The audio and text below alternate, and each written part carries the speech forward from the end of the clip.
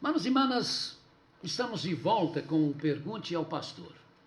Caso queira fazer alguma pergunta, você pode usar o WhatsApp oficial da igreja, 21 2415 4177, ou o link que é semanalmente postado nos grupos oficiais da igreja, nas redes sociais, lembrando que pelo link as perguntas são anônimas, caso você não queira se identificar. A pergunta de hoje é: sempre tive uma dúvida. Por qual motivo Jesus amaldiçoou a figueira se não era a época dela dar frutos?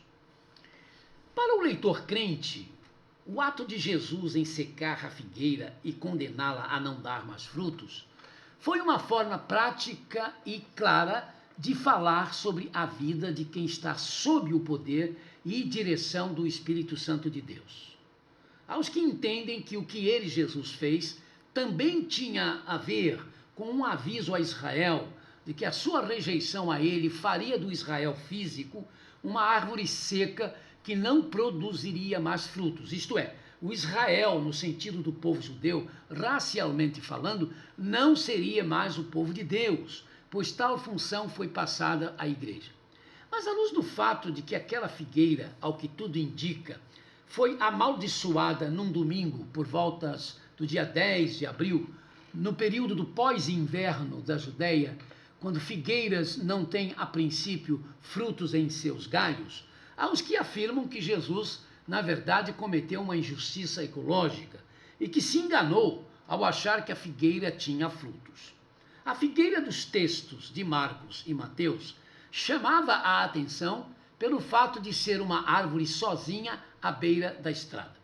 Normalmente, figueiras ficavam em pomares, mas esta estava isolada, como que querendo, dirá um comentarista bíblico, cortejar a observação dos transeuntes.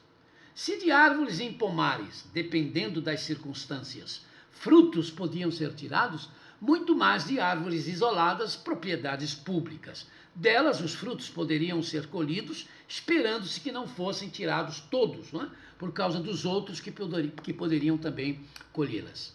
A visão das folhas, como nos diz Marcos, atraiu a atenção de Jesus. Ele percebeu com prazer a possibilidade de saciar-se com os figos e, quiçá, com o suco produzido pelos figos. O que Jesus esperava era que aquela árvore que se destacava pela exuberância de suas folhas tinha frutos para se comer. E isto não era nenhum absurdo, mesmo na época normal do não se dar frutos. Na Palestina, há praticamente só duas estações: a do inverno frio e chuvoso, que vai de outubro a abril, e a do verão seco e quente, que vai de maio a setembro. Não era em absoluto incomum que árvores como figueiras, após o período de abundância de frutos, no verão, produzissem frutos no outono que permaneciam nos galhos até o inverno, do qual fazia parte o mês de abril. Por que Jesus não sabia que aquela árvore especificamente não tinha frutos? Porque ela não estava entre aquelas que podiam manter frutos em seus galhos já bem depois da época natural de frutificar. Queridos e queridas, Jesus não sabia porque não queria saber. Não que ele não pudesse saber. Se ele quisesse, se ele entendesse que deveria saber antes de chegar à árvore que ela já não tinha qualquer fruto, ele saberia. Aliás, saberia antes da semente dela ter sido lançada na terra. Mas para aquela situação era importante que ele não soubesse para poder aplicar as lições que aplicou. Isso tem a ver com o que chamamos de humanidade plena de Jesus. Do Jesus que, nunca deixando de ser Deus, viveu entre os seres humanos como um ser humano de fato e não uma miragem de um ser humano, como ensinavam os docetas. Viveu e sofreu como ser humano real, de modo a Pedro dizer que ele deixou as suas pegadas para que andássemos nelas. Como é que eu posso andar nos passos de Jesus, não é? Se ele não tivesse vivido esta vida como um ser humano? Paulo explicou que Jesus, embora sendo Deus, não considerou que o ser igual a Deus o ser igual a Deus, ele devia se apegar a isso. Filipenses 2,6, é o que está escrito na tradução da NVI. Ele mesmo, Jesus, avisou: o Pai é maior do que eu. João 14, 28. Então ele agiu como Deus ao andar por sobre as águas, Marcos 6, 49, ao multiplicar os pães e peixes, Marcos 6, 41, ao mandar que se pescasse o peixe que tinha engolido a moeda, que era o valor a se pagar dos impostos de Jesus e de Pedro, Mateus 17, 17, ao dizer, perdoados são os teus pecados, Lucas 7, 48, ao dizer à samaritana, quem beber da água que eu lhe der, jamais voltará a ter sede, João 4, 14, e ao afirmar, dou-lhes a vida eterna, João 10, 28. No entanto, na maioria das vezes, quando percebeu, por exemplo, que estavam pensando sobre ele, Jesus sabia o que eles estavam pensando por causa da perfeita psicologia que tinha. E a maioria dos seus milagres foram feitos por causa da sua autoridade de um homem que estava vivendo na mais completa e perfeita comunhão com Deus, como Pai. Foi como um ser humano que ele foi à cruz e lá pediu ao Pai que perdoassem os que o estavam crucificando. Não foi ele que perdoou, ele pediu ao Pai que desse esse perdão. Então foi como um homem que estava com fome, que via com prazer aquela figueira atraente, e dessa forma foi até ela, na esperança de achar nela figos. Mas aí, ao vê-la sem os frutos que ela poderia ter, como Deus, a seca para sempre.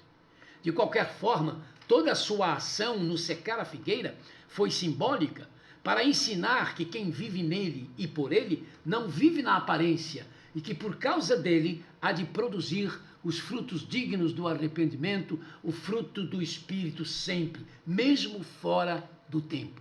Ainda assim, dizem os que nada veem em Jesus de importante, não é? Ou pouca coisa importante em Jesus.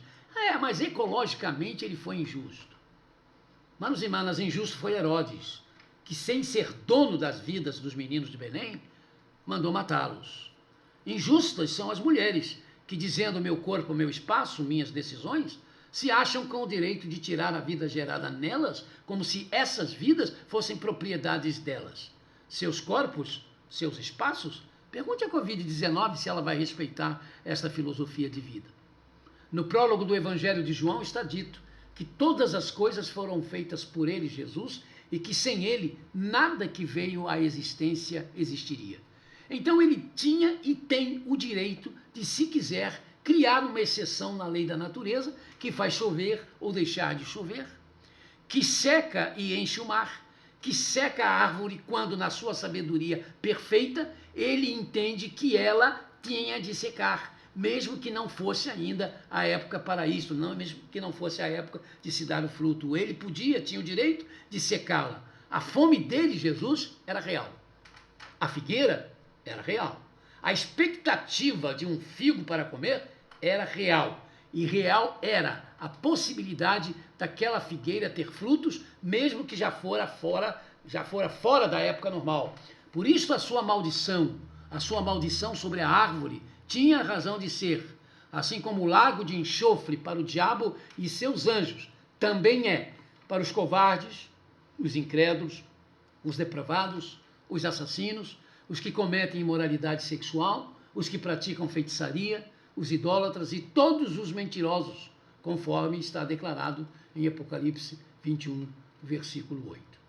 Que Deus nos abençoe.